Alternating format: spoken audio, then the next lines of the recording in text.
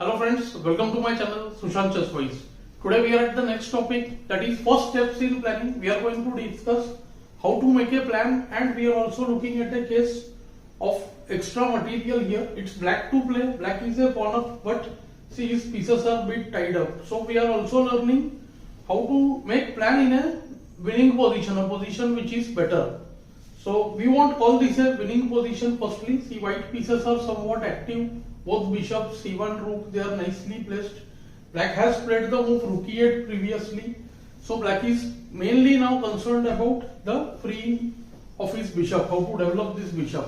That is one of his main objective, because without which what will happen? Black will not be able to get his pieces into play.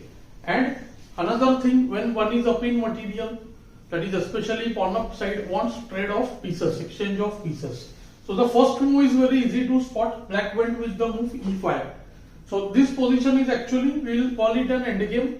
Just 4 pieces are left. So generally when students ask me how to identify whether it's an endgame or a middle game, so I say 4 pieces or less without queens means definitely we should assume it like an endgame. Although there is no hard and fast rule for that. So here white went d. Of course white doesn't want b e5, n e5, d re5. When the powerful bishop would be traded. So d takes e5, knight takes e5, knight is well placed, white doesn't want to go bishop e5. White should have played the move rook d1 here. He played a very strange move rook e1. What should black play? White's rook e1 had the idea of meeting bishop f5 with e4. In fact, that happens to be a mistake actually.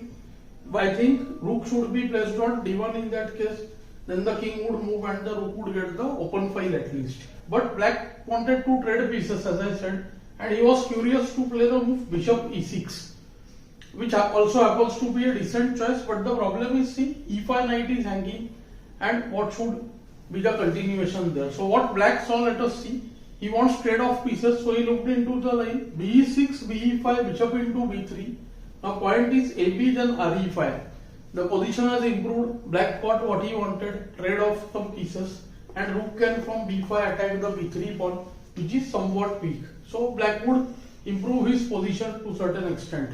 But see, whenever we make exchanges and pieces are captured by both sides, there is a huge possibility of intermezzo. Thus an intermezzo is possible in this case also. See, after bishop e6, bishop e5, bishop takes b3, this both sides calculated. White has the move bishop g7. See, black also saw this. Now the point is, see, if king takes g7 ab, the extra pawn is simply lost. So black had seen the move bishop a2.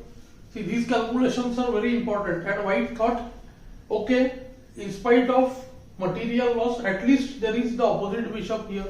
I can try to fight and play on. But the problem here is, see, with 2 rooks on the board, the opposite bishop is not a main factor. And another thing, whenever there is opposite bishop, if a side has a passed pawn, then his case becomes much stronger. Winning chances are very high. And here, see, black has 3 passed pawns. So that makes his position actually winning. Rest is, I will show you, there are some important points. White goes bd4, bishop d5, just taking the bishop away. White plays rook c3. The idea of rook c3 is to perhaps transfer the rook to the king side, or just block, maybe double on c, b, or the a files. Black goes b6. This is one of the most important moments of the game. Look at black's plan here, with passed pawns playing against the bishop, or even in case of opposite colored bishops, when we push the pawn, we should try to keep the pawns. See, if 3 passers are there, we will try to keep at least 2 pawns on the enemy bishop's color, so that we can drive the bishop with the pawns. What happens is, people get scared, they think that the bishop would capture the pawn. See, we should be careful about the fact that the base pawn should not get attacked by the bishop. Otherwise, there is no such fear. Because if we place the pawns like this on white squares, thinking that our bishop will support, the problem is, see, the opponent's bishop may block. Like this, each piece can block the advance of the pawn, and winning will become exceedingly difficult. See, with 3 extra pawns on one side, black can still improve. But if he is just 1 pawn up, or there is just 1 passer, and we allow such a thing to happen, then that would be really very, very difficult. Here, see, black goes b6. Smartly, he wants to use c5. The rest of the game shows how nicely black is implementing this idea. The game didn't last long. See, firstly now e4 looks very logical, but the problem is black will not take rook e4. After bishop e4, there is the rook g3 check and black has the move bg6.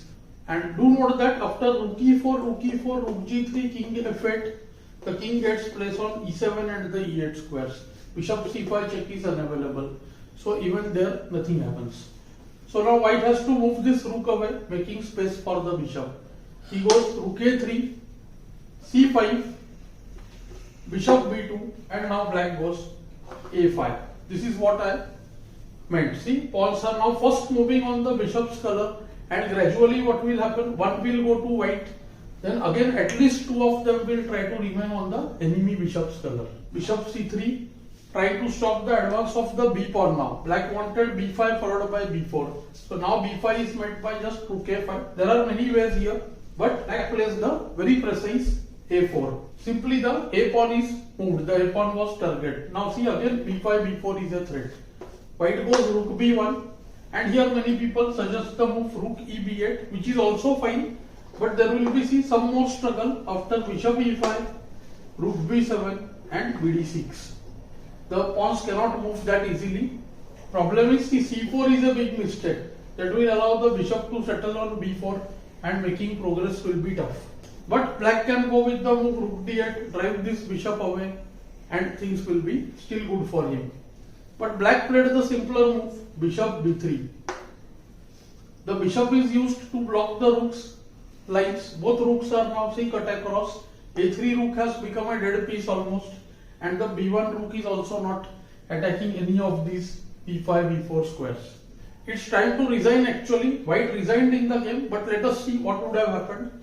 After the move f3, see black would play b5. Now the threat is b4. Let's say rook moves away, then b4, bishop goes to f6, and here see simply black can move this bishop away and get a3, b3 followed by b2. So this is the main idea. See, pawns will move this way, and he will not play a2, not allow the blockade on the squares, dark squares, but he will go b2. The pawns remain on the other color to that of the own bishop. And as I said, this in opposite colored bishop's case, it is the color of the enemy bishop. That is very important. So b2, ab2, rook b2, and see material has to be given up, and black would win very easily. This was a slightly easy example. Gradually we will look at more games played by masters where material, extra material is converted. I hope you will like the concept and the lesson. Do let me know in the comments below. Thanks for your time.